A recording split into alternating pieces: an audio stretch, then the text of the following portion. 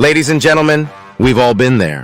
Those moments when conflicts arise in our lives, whether at home, work, or within our social circles. It's during these challenging times that the art of conflict resolution comes into play.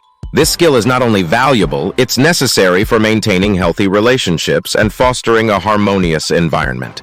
Today, I present to you a practical and relatable 5-step guide to mastering conflict resolution in your everyday life. Step 1. Active listening. Conflict resolution begins with active listening. When someone has an issue, they want to be heard, not just listened to. Engage in attentive and empathetic listening, focusing solely on what the other person is saying without interruptions or judgments. This allows you to gain a deep understanding of their perspective, emotions, and concerns. Acknowledging their feelings and experiences demonstrates that you respect their point of view, creating a foundation for open and honest communication. Consider this. Imagine a disagreement at work with a colleague about a project approach. Instead of immediately defending your stance, take a moment to actively listen to their ideas and concerns. By doing so, you're showing that you value their input, and this can pave the way for a more productive conversation. Step 2. Define the issue.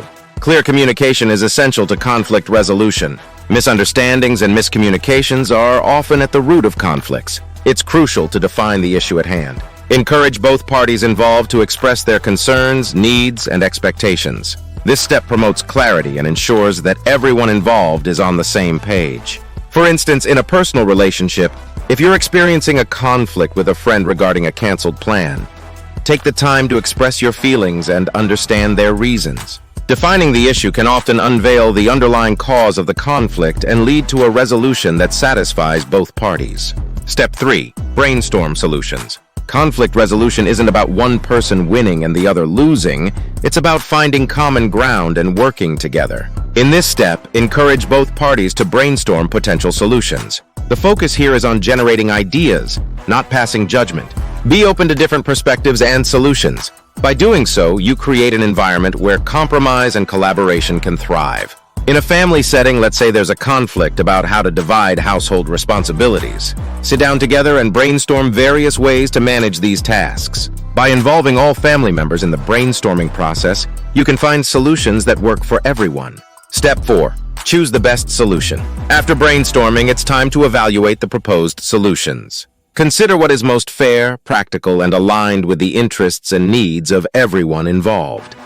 Keep in mind that the best solution may not fully satisfy any one party, but it should be a balanced compromise that respects everyone's concerns.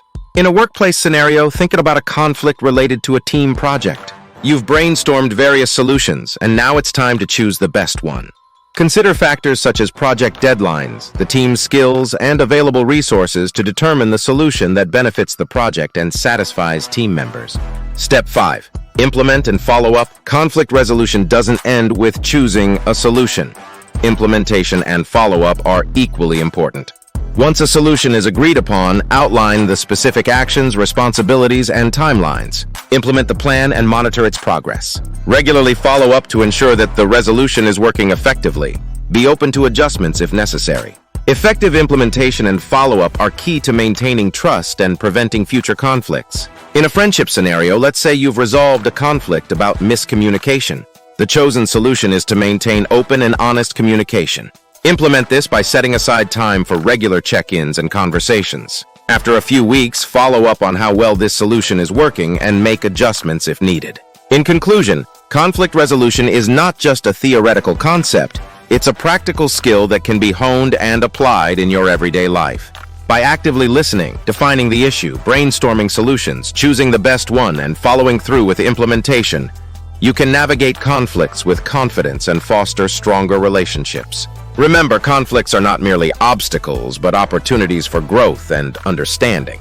Embrace them as chances to improve your connections and find solutions that benefit all parties involved.